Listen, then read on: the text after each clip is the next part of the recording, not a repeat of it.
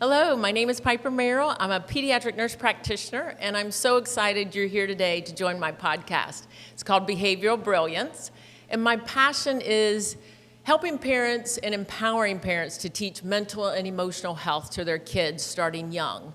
And some of the things that I think about and I teach for parents, and I'm just going to kind of read some of them off because I don't think it's things that we normally would think about as mental and emotional health, but quality conversations. Learning to have those quality, hard conversations when kids are young. I think that's important. We know throughout life we're going to have those conversations. And so teaching them young. How do we set boundaries with our kids? And then how do we as parents stick to those boundaries? That's the harder part, correct? Let's help them grow to be young adults. Life will always include some aspects of suffering. How do we help children experience suffering and yet stay healthy while they're going through a difficult time? I think that's challenging for parents. Today, I have two amazing friends that are going to share their life experiences through the journey of having a young lady, a child with the chromosome syndrome called velocardiofacial syndrome. And it's a chromosome abnormality. And they're going to just share their journey, how they stayed healthy in the midst of it, and how real the suffering was, and the challenges, and yet the joy that they were able to find during the situation. So I'm going to introduce my friends. So this is Cindy Slay and Lamar Slay. Welcome to my podcast. I'm so excited you're here. Thank you. And I appreciate you being willing to come and just share your journey with me and with my podcast. I know this is going to help a lot of parents. I think it's challenging at times to have a child that has special needs. There's so many, just different challenges than having a child that does not have a special needs. So, Cindy, I'm just going to ask you to go ahead and just share your heart and start where you want to and part of your journey with Brittany. Okay, well, it started on the very day that I found out I was pregnant. And they told us then that Brittany may have some multiple birth defects. So we spent the whole entire 9 months kind of going back and forth. What am I going to do if this baby's not normal? I think this baby's going to be normal. It's such a roller coaster ride. And of course, we had sonograms along the way, and it showed that the primary things they were concerned about, hydrocephalus, missing arms and legs, some of those things were not true. We knew she had fingers and toes, and that her head did not seem to be enlarged. But when she was born, she looked fine. She was beautiful. They took her away from me pretty quickly, wrapped her and checked her out. But it was about an hour or two after she was born, they came in and said that she had club feet, bilateral club feet. We thought, okay, we can fix that. That's fixable. A couple of days later, they came in and said she had a hole in her heart, that it might close on its own. Okay, that once again, that's fixable with surgery. Then she had some problems with her throat and her palate. A lot of mucus, a lot of coughing up stuff, a lot of stuff coming out of her nose. We didn't know what that was. So that began a long journey. It seemed like for the first couple of years, every time we went to the doctor, there was something else they would find wrong. And finally, one of the doctors told us, well, we think she has a genetic disorder. But it wasn't until about age 5 that it was confirmed she had velocardiofacial syndrome. So Cindy or Lamar, could you just tell us what exactly is velocardiofacial syndrome? It is a small deletion of chromosome number 22.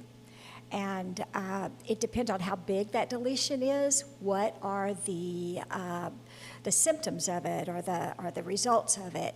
And when I first learned about it, it was kind of confusing because there was such a huge variety of things that could be, and that because it's so individualized.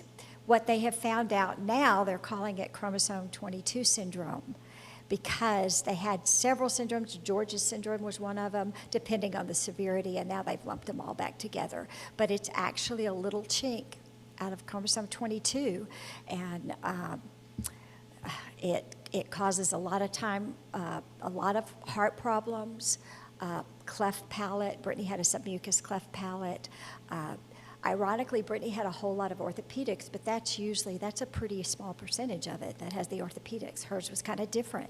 So it affects every child a little differently. So it's not a one-size-fits-all. It's not, you can look it up, and these are the things you have to do, or these are the things your child is going to experience. It's a little the things they told us might be wrong with Brittany, none of those things were wrong, but there was this whole other list of things that were wrong. For example, her feet were born upside down and backwards.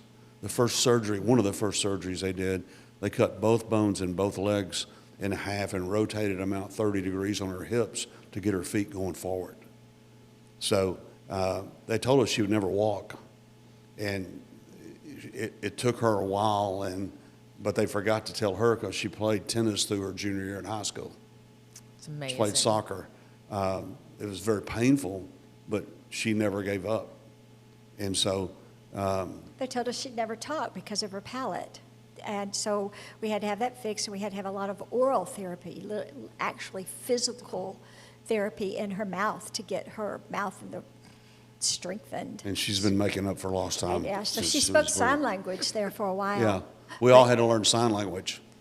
Wow. In order to communicate with her. Her brother and sister learned sign language to communicate with her. And we were if we didn't know the sign for a word, we just made one up. So we had our own sign language. I'm sure you did. So we'd have to go as an interpreter when she went to the doctor to interpret the signs that we'd made up. That was but she did learn to talk. It was just later. She didn't start talking until about 3. She didn't start walking until about 18 months. But she did them all. So it's amazing. It is. It's amazing. She was in a full body cast after that major surgery, and Brittany, her brother would put her in a wagon and take her for a ride up and down the street. And he came running in the house one day and said, Daddy, Brittany fell out of the wagon. Well, Brittany didn't do anything. Brittany was just there. He had dumped her in the middle of the street. And when I ran outside, the UPS guy was putting her back in the wagon. Oh, my goodness. And Brittany was happy as a lark. Yeah. She thought it was funny. She thought it was funny. She thought it was funny. So in a nutshell, life was pretty tough. We had a whole lot of doctor's appointments. We had 22 surgeries in the first 22 years of our life, a lot of them orthopedic, and the rest of them mostly ear, nose, throat, all of that in our upper head. And it was tough. We began to find out at about third grade that there was a little bit of a learning problem too. Up until that time, we had really high hopes that everything was physical. We could fix all of those things. Right. But in that time, it was in third grade, and I'll never forget, in third grade, we were studying about rivers and lakes. And we were studying how the difference between a river and lake. And when she came to the test, the question was, how are they alike? They had flipped that on us, and Brittany couldn't answer that. She had no clue.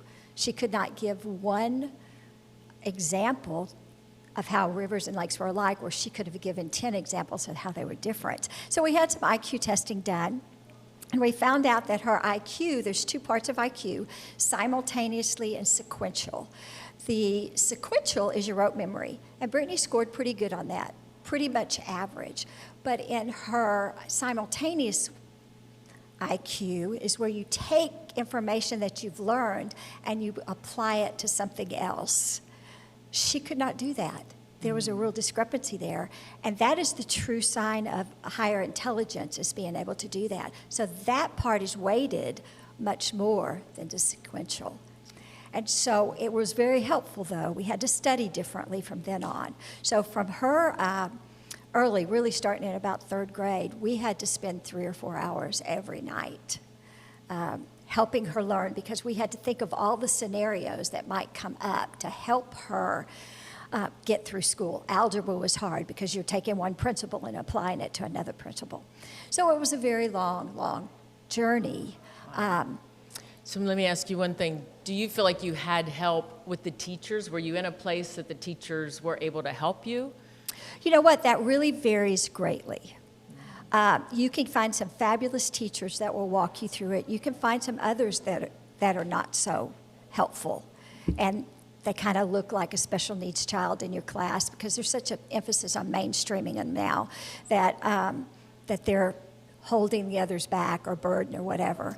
So it's very, very important for you to be an advocate for your child. Because you know them better than anybody else. And I couldn't have had a better person by my side than Lamar to help me walk through that. It's also very important for you to be an advocate for your child for the healthcare system. Yes. Because, Talk about that.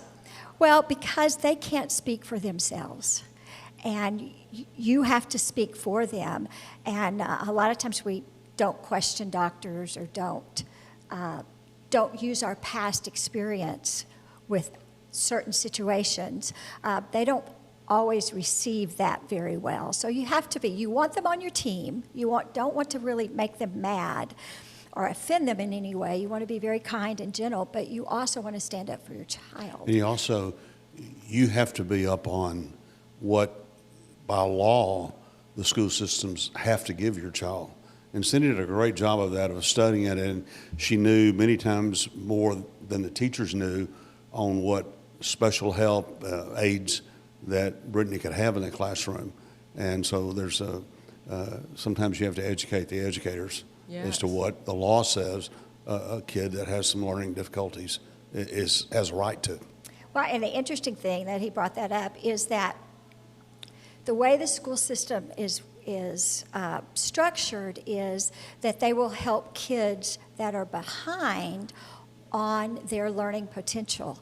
So Brittany, because we worked so hard, and because she did have this simultaneous and sequential difference is a little different. It's not normally seen in kids, so it was a little bit different. So what they do is Brittany actually didn't qualify for special ed because her ability level was low. So they base special ed on you are not meeting your ability level. Well, Brittany was exceeding her ability level, and so she didn't qualify. But there's a little known fact, it's called a 504, Right. something 504 or other. plan. There's a little clause in there called other health impaired. So Brittany qualified for special ed on this other health impaired because they are trying to help your child reach their ability level. Makes sense. And some kids can, some children can't do that, but some can exceed that, and Brittany exceeded it. So some of the teachers didn't really like that. She's been very modest. They would spend 2 to 3 hours every night studying just to stay even with everybody else. And quizzes that other kids would not study for, they would spend 2 to 3 hours preparing for, and Brittany would make a C, and we'd all rejoice. Exactly. Because that was really, really good for her. They forgot to tell Brittany all the things she couldn't do. Yeah.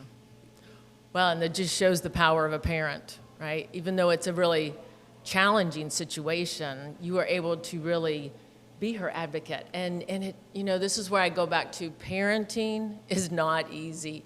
Parenting on purpose. It's really taking the time, the quality time that the child needs. And so how do you, what would you tell a parent that maybe is struggling with the school system? How do you, in a kind way, how did you find out about the clause that was in the 504 plan? I do not even know how I found that out. So it may have been a doctor's office. Okay. And there were some of the early childhood intervention programs that we went through the state. We were in California when she was young and then moved back to Texas. They would really help educate us on what to expect from an ARD, what to expect from an IEP. ARD is where you go and meet with all the teachers at the school. IEP is an individualized education plan that those teachers by law have to follow. Right. And so they really helped us, walk us through. They couldn't do it for us, but they could help walk us through, point out the different things. And we did have one guy that was helping us actually go to an ARD with us. And he was there just as an observer. He couldn't say anything.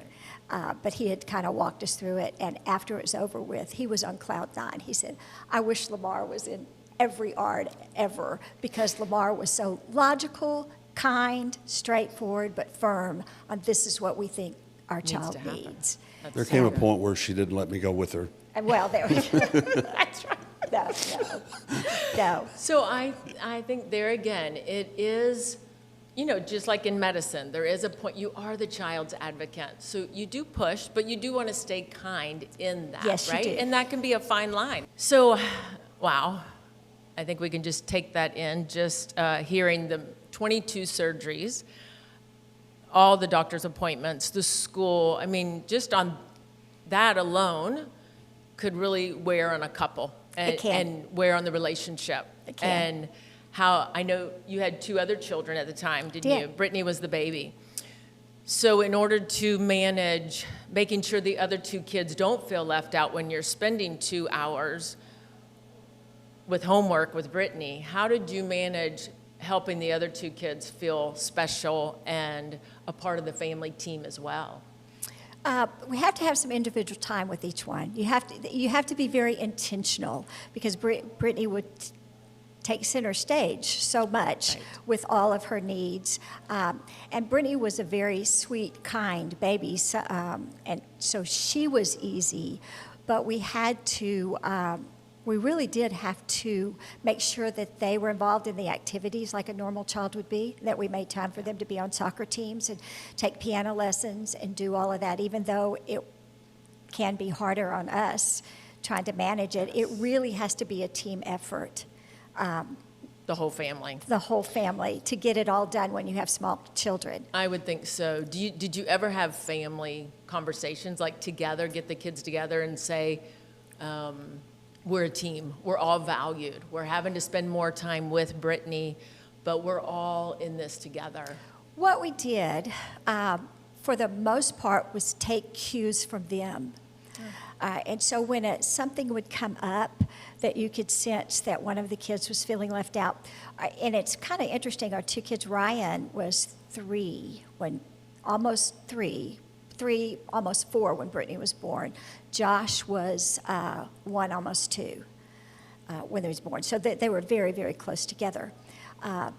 Josh, it didn't seem to bother him at all. He just went on with life. Right. Give me a ball, give me an outdoors, I'm fine. Yeah. I just go on. Ryan was more sensitive. Yeah. So just things like when Brittany had surgery and she would get Britt gifts. Ryan one time said, why didn't anybody ever give me a gift? Right. And that was my cue that we need to have a conversation. Yeah. And we just had it one-on-one with Ryan, because that's the one that was feeling left out. Right. And we talked to her. We talked about Brittany's special needs. We would talk about how that she is just as important and valuable, and her role as a big sister, and all of that. So we did, and we talked about Brittany too as well. How do you talk to your special needs child about her special needs? That's a tough one. That is a tough one. That's a real tough one. And we took clues from Brittany. One time we were taking a walk, and she says, Mom, why is it so hard for me to walk? Because she had so many orthopedic surgeries. Why am I always having surgeries? And we had to sit down and said, God gives everybody strengths and weaknesses. And I would tell her her strengths. And I would tell her how proud of her, how kind she is, how much she loved the Lord, how kind she was to other people, and that those strengths far outweigh her weaknesses, which is walking and school and some of our other things. So we really tried to take the clue from them that they needed some extra attention. Brittany had such she was so, if you told her something, she just believed you. She's very trusting.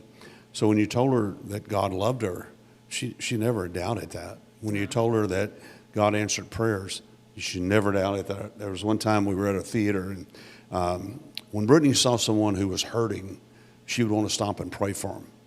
And so we were at a theater. I went into the restroom. I came back out. It was kind of a rotunda. And everybody, it was just an eerie quietness in the theater. And I looked around, and Cindy and Brittany were knelt down. Cindy was knelt down by Brittany. There was a little boy in the popcorn line that had braces on, was having real difficult walking. And Brittany was praying out loud for the little boy in the popcorn line that she didn't know. Everybody in the theater had stopped and were listening to her pray and talk to God. So she had that sensitivity that you envied. Absolutely. As an adult, you envied that. At the same time, I think our other 2 kids were incredible and how they looked out for Brittany. Oh, that's There were amazing. tough times, but they always looked out for her and had her best interests and would take up for her. That's amazing. That's amazing. Well, and I do believe the other kids feed off the parents. So, yeah. We also tried to make sure that Brittany was treated as a normal part of the family. She had chores, she had responsibilities.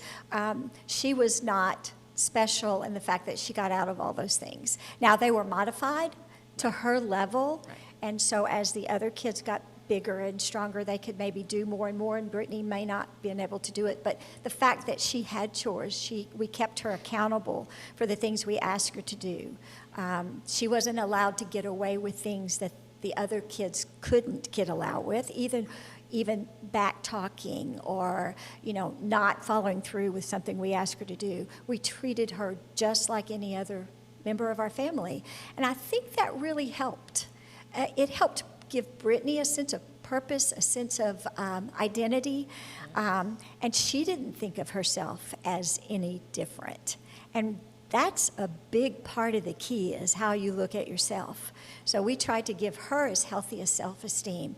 And once again, we had that conversation more than once about how God gives everybody strengths and weaknesses, and that you do need to work on your weaknesses, but we need to glorify affirm you. the strengths, yeah, which is so And good. So, One of the yeah. times I saw her get angry, because Brittany just didn't get angry, but we were in a meeting and the school counselor referred to her as being handicapped, and Brittany just flew into the guy and let him know that she was not handicapped. She just had a harder time learning than everybody else did. That's so good. That's where we do have to be so careful the labels that we put on kids. And, I remember having a friend, a really dear friend, that her daughter has Down syndrome. And I can remember really in our Bible study, a lot of us would keep praying over that child and wanting to change them and wanting to fix them. And the mom finally said, "You guys, I love my little girl just the way she is. And I need everybody else to accept her just the way she is." And it was a wake-up call for us that, what? God does allow some things. And we don't understand how all that works. But sometimes we're trying to fix and have a perfect world. Yes, we right? are. We can And- spend a lot of time trying to fix and put a lot of pressure on us as parents to make it better. But we have to always remember that every child is not an accident. They're not a mistake. That's right. They are just the way they're supposed to be, just the way God wanted them. And they have a plan and a purpose for their lives, just like everybody else. It may look different. It Right. may manifest itself totally different, but there's a plan and purpose for every child's life. And that's one of our goals, was to help Brittany discover that for her. Yeah, our normal is not always God's normal. I agree. Absolutely. And Brittany never knew that there was anything wrong with her. Yes. She had some trials, she had some difficulties, and she struggled, but she never thought of herself as being different than her brother or sister. Yeah, I love that. I love that. Well, I know, Cindy, when we talked initially, you had talked about in this, I think it's normal for a parent to, when you have a special needs child, for the mom especially, I think, to put all their energy and effort into the child. And you shared with me about trying to fix her. And I just want you to share the revelation that you had of really releasing her and letting her go, and what that looked like for you. And Cindy wrote Brittany a letter and that was Cindy's way of kind of releasing the fixing part of Brittany, to allow her to have peace. And so I just wanted to read the letter. First, I want to say Yeah. that when you have any chronically ill or special needs child in your house, one of the first things I would tell any parent is you've got to take care of yourself. You even mentioned when we were talking, it's almost like the oxygen mask in an airplane. You put it over yourself first, and then you put it over your child.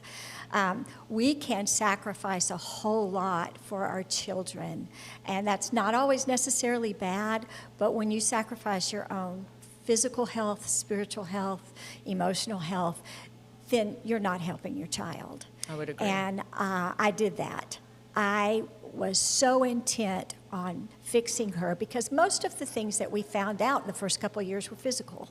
Okay? And we have this surgery, we can fix this therapy, we can fix it. And it became too much of a burden, and the stress overtook me, and I ended up with chronic fatigue, and I was in bed for 3 or 4 days a week and couldn't help anybody. You know, so I got into counseling. I went to see a nutritionist to help me with my eating and exercise, and started taking care of me. And in the counseling, the counselor asked me to write Brittany a letter, and so I did. And this was big for me. Very big. Big for me. And so I wrote it. I said, "Dear Brittany, I'm not really sure how to express how deep my love for you is. I guess maybe the only way you will ever really know is when you have a daughter of your own. I hope with all my heart you have that opportunity someday. Knowing that you weren't born as a normal baby has really made me examine what normal is. Are any of us really normal? Not really, for we're all born with our own set of limitations, and learning to accept those limitations is one of the greatest lessons in life, and one I've always struggled with.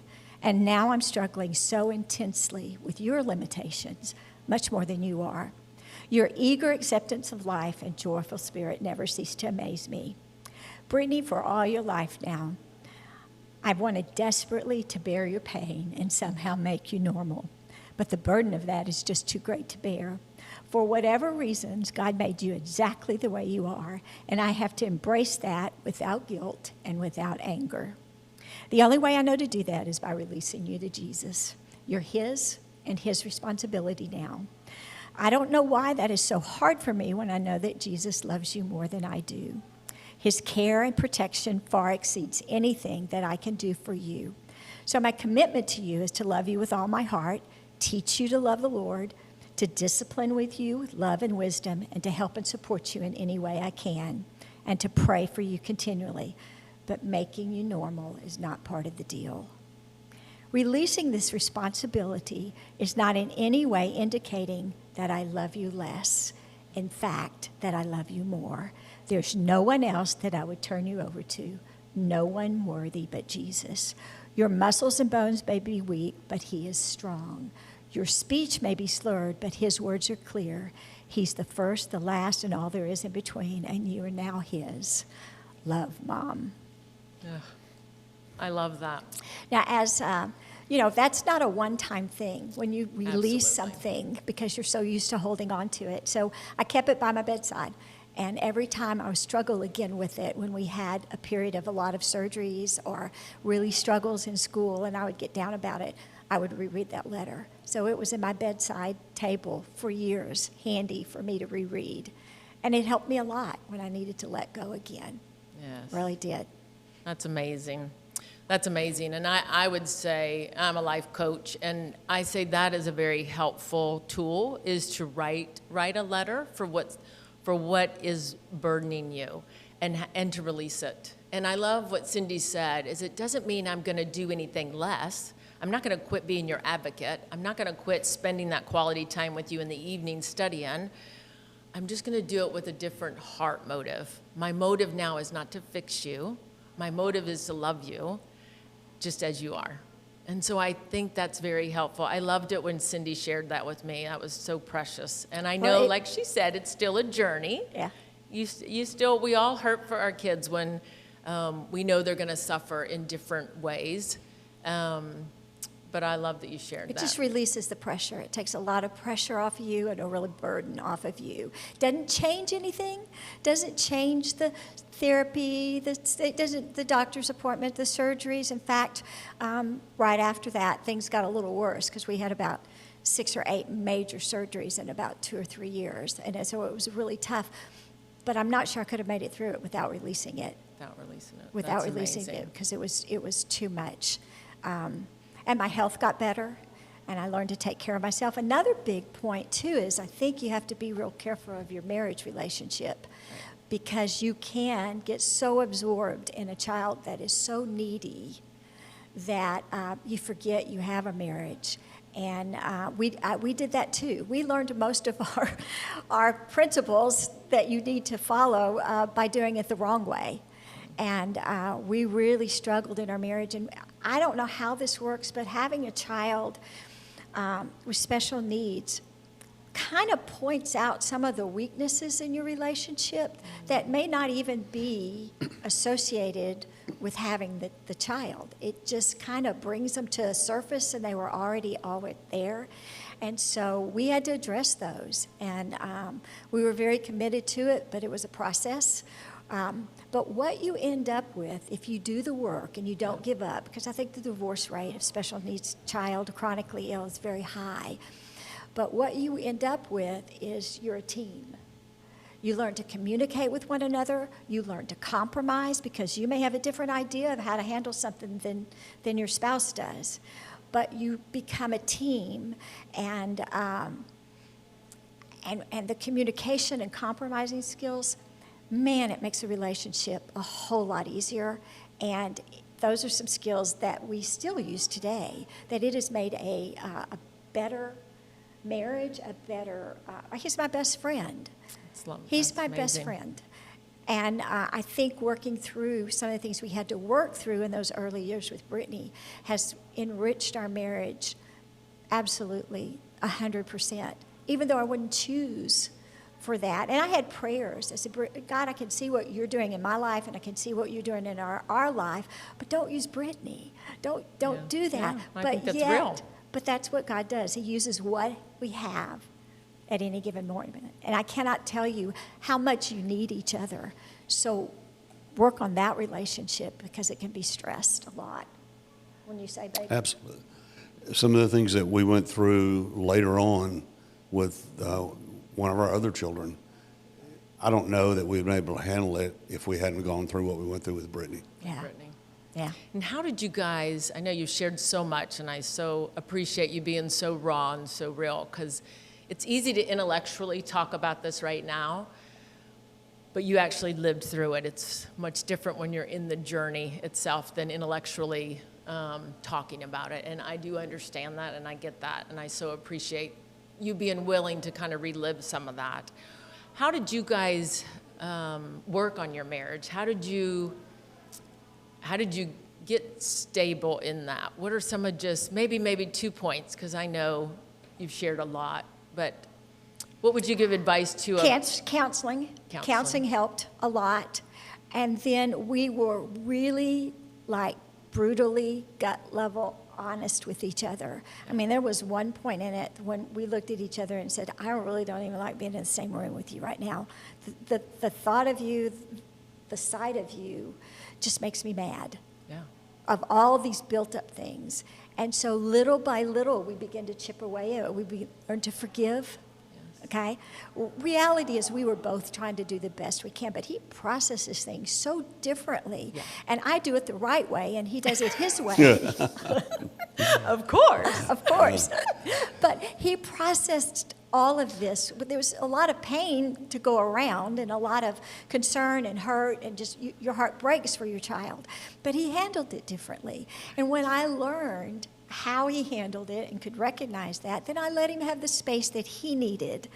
And then he also learned how I did it, and that I needed to talk more. She has lots of words. Stop. So I found a girlfriend that would listen. And so we would talk among ourselves, but I wouldn't share all of my words with him because I needed to go over it and over it. The doctor said this. Well, he only needed to hear it once, and I needed to say it 5 times. So I find somebody else to share that with. So we figured it out, and everybody's different. Those are not necessarily things that every couple needs to do. But we made sure that we were going to be in this together, that we were going to be a team, and no matter how hard it was, that we were going to come out in a better relationship for it. And we did. Yeah, part of that was I had to take a secondary role when it came to Brittany, because Cindy understood her. She spent hours. At one point, they were going to 20, 22 hours a week in therapy appointments, speech therapy, occupational therapy, physical therapy, all these things. And I couldn't have done that. I mean, I'm not geared that way, but she was. And she stuck with it, and she saw Brittany through it. She never gave up. And I had to just sit back and watch that and try to support her in other ways. And I screwed up a lot. I made a lot of mistakes, but she was consistent in taking care of her needs and taking care of Brittany's needs. And that stick-to-itness, I guess I'd say. Yes. It just amazed me at what she did. You have to make time for date night. You have to, and it's really hard sometimes to lead a special needs kid. Sometimes you have to go through a lot of links to get all of that ready. But it may be infrequent when you do it, but you have to do it. And it's better for your kids all the way around too, for mom and dad to have a good relationship. Absolutely. So you just, whatever it takes, you do it. And you have to work it in around all the other things, and it's hard, but it's so worth it. It's so worth it. Now on this side of it, Brittany's 35 now. And, Amazing. And we're still intact and still having fun, and he's still my best friend. So it's so worth it on so many levels. I mean, it's just really key, I think. And we modeled to our kids, not that we were perfect, but that we were very, very imperfect, but we were committed to one another, and we were going to work it out no matter what.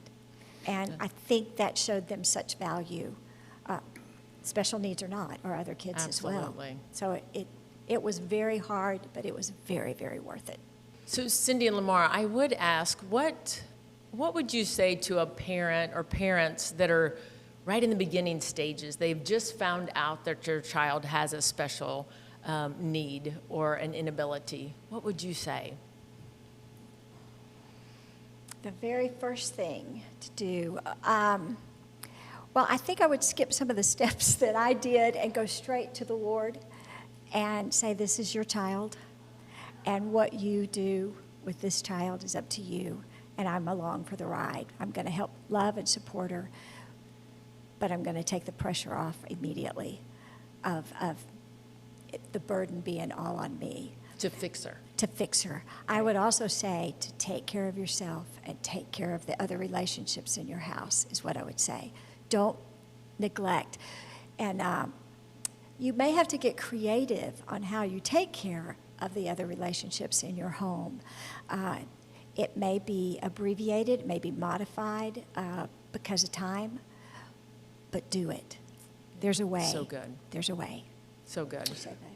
I would agree with Cindy. I also would say concentrate on the things that you can, quote, fix, the things you can help your child with, and don't major on the things that you can't. The physical things that it's going to take a doctor to fix or surgeries or whatever, don't concentrate on those. Concentrate on the things that you can have an impact in her life, and one of those would be how Christ-like you are and how you deal with everybody and everything else. There were some times with doctors that I probably wasn't real Christ-like, and I regret Brittany seeing that. I stood after one doctor couldn't fix her and told us that he wouldn't see us anymore. I stood in the waiting room and told all the people in the waiting room what he had said and encouraged them to find another doctor. But that was before they asked me to leave. There are things like that are not good. But I wanted Brittany to see me being Christ-like with her mom, with her brothers, with her sisters, and my job in every way, because kids don't miss anything. They see it from a very early age. And so I would just say, as a father, take the leadership in being Christ-like in front of your child. That there's probably not anything more important that you can do than to do that. I would also add to that, appreciate the uniqueness of your child. Really appreciate, because they're just because they're not like every other child doesn't mean that they're not special, valued, and loved. And help them, help them and encourage them in the ways that you can and in their strengths, because God made them exactly they were, and appreciate it, and learn to enjoy their uniqueness instead of have it being source of pain all the time. And I think, too, if there are other children in the family, make an effort to do things with them that's special. For us, I started taking Ryan with me. I was traveling, speaking a lot. And Ryan she would ride with me for hours to speak at a youth camp or wherever. She'd sit on the front row at 5 and 6 years old with her big notepad.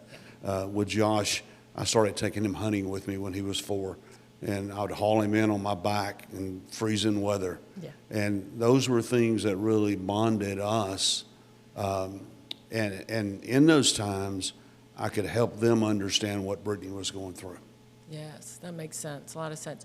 So I do want you to speak to, when you say Christ-like, for those of my viewers that maybe don't understand what that is, explain what that really means, what that looks like to you. I think part of that Christ was giving. He was always giving to other people. He had a kind atmosphere, and he also always took care of his responsibilities. Whatever the Father had asked him to do, he did. So as a father, you can't just go hide in a room. You've got to be active. You've got to take responsibility for those things that are your response. Cindy was doing all the hands-on stuff with Brittany. So I had to take up the slack in some of those other areas that I maybe didn't want to. Right. Maybe with I would say cleaning house, but I think there's still a debate of whether or not I do that well. But the things around the house that you have to take up the slack so that caregiver or parent can do what he or she has been called to do. That's so good. And you did touch on a point that I think of is, I think for women, we can stay connected emotionally with the child in that, but I think sometimes for men, a coping mechanism is to withdraw emotional connection.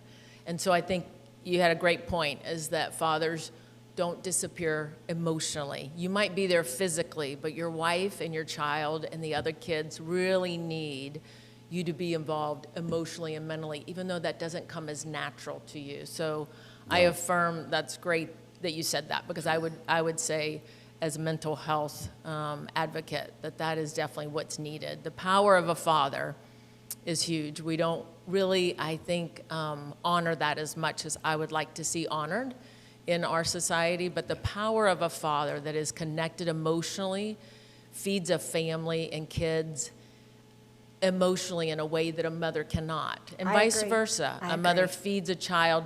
I mean, there's a reason there's two, and it is just the power of a father. I would take Ryan, every Saturday morning was our time to go to McDonald's and then go shopping. And we'd go shopping, we'd get in the cart and go down the middle of the aisle, and she could buy whatever she could reach. And it didn't matter whether it fit or not. Cindy had to go back later and exchange it and get stuff that would work. But that was our time that Brittany looked forward to every week. Yes. And if I were going out of town on a speaking engagement or something, it really affected Ryan, because that was our time. Yes. That was what we did together. And I realized how important that was. Very for her. important. Okay, I just have one more question for you. So tell us about Brittany now. She's 35, and what is she up to? She is they call it an EA, educational assistant, in the special needs classes that she took when she was growing up. And she has flourished there. This is her 9th year at the same school, working with some of the same people. And she's flourished. She doesn't make a lot of money. And right now she still lives at home. She did live away from us, just in a house with her sister for about 3 or 4 years, and that was good for her. But she came home during COVID, and she says she's never leaving again. So we may have to have that. Can't get rid of her. We may have to have that discussion. But she is super active in church. She drives. She works. She's super functioning. And this was a kid that we were told may never walk or talk again. But I did follow up with a letter with Brittany 31 years later. After I just wrote this to her last week, if y'all would like to hear this. This is, so dear Brittany, it's been 31 years since I wrote you a letter releasing you to Jesus. Circumstances did not necessarily get easier, but it did give me a fresh way of looking at how God was working in our lives. Since that time, you had the diagnosis of velocardiofacial syndrome, 22 surgeries, 2 ambulance rides, 1 near drowning, countless hours of occupational speech therapy, millions of hours reinforcing at home what you learned at school every day. When I look at you today, I'll cry. I am in awe. I am so privileged to have a front row seat to see how God has molded and shaped you and me along the way. Once when you were in elementary school, you asked me why everything was so hard for you. School, walking, running, speech, staying healthy seemed so easy to everyone else, yet so difficult for you. I took your precious hand in mine and tried the best way I knew how to explain that everyone has strengths and weaknesses. And if God given me a choice, I would have picked the exact strengths for you that he gave you inside my womb. These gifts have just gotten stronger and stronger as you've matured. Here are some of my favorites. You have an innate love for all things of God, his word, his church, his presence. Your devotional life is and always has been incredible. A joy that shines and results in kindness to everyone. You never, ever give up, ever. You're the most Christ-like person I know. You radiate his love and his light in the simple and most natural ways to everybody you meet. You've never had a bad day. Circumstances don't distract you. You just keep moving forward. I remember one time when you were about 6 years old, you were in the hospital for a month, and someone sent us a beautiful basket of fruit. You took a toy shopping basket and went from room to room sharing your fruit with everybody. On a rare occasion when you get mad, it lasts all of 10 seconds, and then you're apologizing, always wanting to make sure relationships are right, even if you are the one that has been wronged. You're a magnet to anyone that is different or hurting or alone, and go out of your way to make sure they know God loves them and you are there for them. You've written literally hundreds of notes of encouragement to people, some of whom you just met. You make a difference in so many lives, one person at a time. Thank you for being you. You're the greatest inspiration in my life and my personal hero. I can't wait to see what God will continue to do in you and through you. I love you, Mom. That's amazing. That's how she's doing. I love that. She's doing Yeah. great. Neatest person. So good, so good. Thank you so much, Cindy and Lamar, for being here and just Oh, sharing you're your welcome. heart. Thank and you.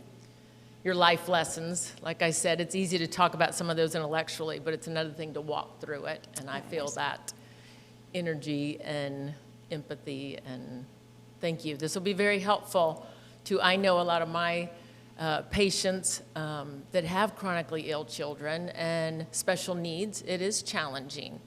But I hope you've gained some insight just on tips that can help you. And thank you so much for joining me today. Have a great day.